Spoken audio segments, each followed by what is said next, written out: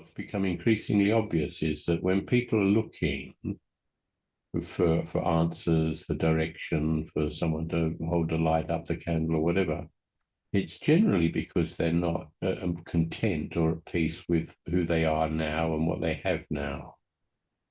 And this has become really fundamental for me with a lot of people that I get, because they tell me all sorts of stories, all sorts of weird shit. You know, you may have heard it all yourself, you know, you may get involved and caught up in it yourself. But for me, the secret, I think, is ultimately there is no one looking. And so all the time we assume that we are inadequate, we are not equipped, we are needing this, we are needing that in order to be happy, to be safe, to grow, whatever.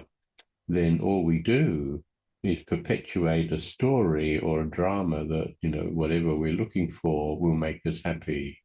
But I mean, it just doesn't work. This is not, in my experience anyway, this is not the answer. It's not the way. Because the searching soul can never be at rest, because the basic premise is that someone is looking for something that ultimately is not real, it's not there, it's just an imaginary goal that we believe will make us happy.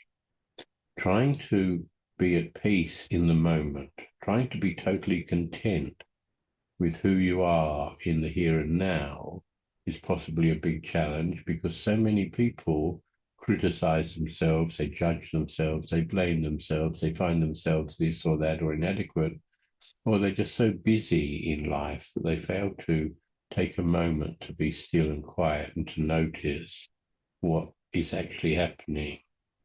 And so for me, it's more of an attitude really of gratitude for what I do have. I have no need currently or desire for anything more than what we have at the present, what I've got at the moment. What I've got at the moment is absolutely just fine. I don't need more, don't need less. And so when we reach that stage, I think it generally means that we've exhausted in a lot of ways any karmic charge that we still carry. So when people are looking, searching, using different workshops, different whatever, to try and find out, get a bit more peace, a bit more this, a bit more that, because there's so many workshops at the moment about attracting more into your life. So there's this desire for more, there's this desperation for more, that we've never got enough. And all the time we have that attitude, we will never have enough. And so it's trying to let go of all of that, trying to work through the charge. Now, a lot of people will judge and blame themselves for the situation that they're in, or they'll feel responsible for others, which ultimately they're not, of course. And so they're all the time in this mental conflict, and there can be no peace in that mental conflict. It's almost as though, because of our attachment to the past, our identification with how things have been in the past, that we're anchored into this third dimensional reality generally by fear, by insecurity, by anxiety, all low level, low frequency stuff. And all the time we are caught in that trap, we identify with that particular feeling or emotion, then the energy that we are cannot change. It gets stuck, and it's just in an eternal loop. And we try to make sense of that, we try to do something about it, but without recognizing the fundamental cause for the problem, and that is insecurity. And if we look at Buddhism just briefly, we can see that there is no security on this planet. There is no security in life. Everything is changing. Nothing is certain. And the moment we begin to accept that, any uncertainty or any judgment or concern about uncertainty just falls away, because it's not real. There's nothing there outside of our own imagination that's creating it. And we go through this over and over again with people, you know. When people start to think of a particular state of being, And then if we can get them to notice physiology, how the body changes according to your thought. And so when we can change our thoughts, we change physiology. If we keep practicing that, then we'll change the energy that we transmit, that we radiate, most of which is on a subconscious level, of course. When we change that, we're no longer going to meet it on the road. We go over this in workshops, of course, when we look at the hologram of the holoverse, where we look at what we put out, we get back. But a lot of what we put out, of course, is still coming from the shadow, it's still from the subconscious. And that is something that we're not at peace with, we're not comfortable with. So we try to change it. So we're caught in an endless battle, taking something, a feeling, a thought, an emotion, to be real.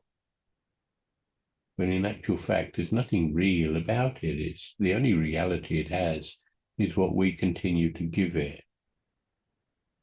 So better than looking all of the time for answers outside of the self, going to all these different workshops, spending all this money, following all these sort of interesting characters who talk all sorts of stuff. The only people you're actually helping are the people who are running the show, the people that you go and listen to all the time, not making any difference to you. If it made a difference, if it made a positive difference, then I wouldn't be meeting you. You wouldn't come and see me. I tend to be a last resort for most people. They've tried everything, now they're desperate and they come and try me. Or this path anyway, not necessarily me, but I'm just a representative of a different way of being. But I was talking to someone the other day who's been there, done that, and just about everything you can imagine she tried. And she said, she couldn't believe how simple this work is. And not only simple, but it goes against everything that she's been taught for 40, 50 years. And it does, it undermines everything. When you understand this, all of that doesn't matter what you're still giving energy to, what you still think is real. It just collapses when you stop feeding it. And you can do this for yourselves, it's very easy to do. As soon as you notice a situation arising in the body, physiology, emotion, whatever, then you change your mind. You deliberately do something to change your focus. And if it's just getting up and going for a walk outside, making a cup of tea or coffee, going and beating the neighbor up, whatever, do something to change your focus. And your physiology will change. If you keep practicing that, your reality will change. But of course, if you keep thinking the same old story, if you're still desperately looking for some answers, then that's not going to change your story. That's just reinforcing the story that something out there is going to actually make you happy. But that's not going to work. It doesn't happen like that. Stop looking, stop searching, stop wasting your time.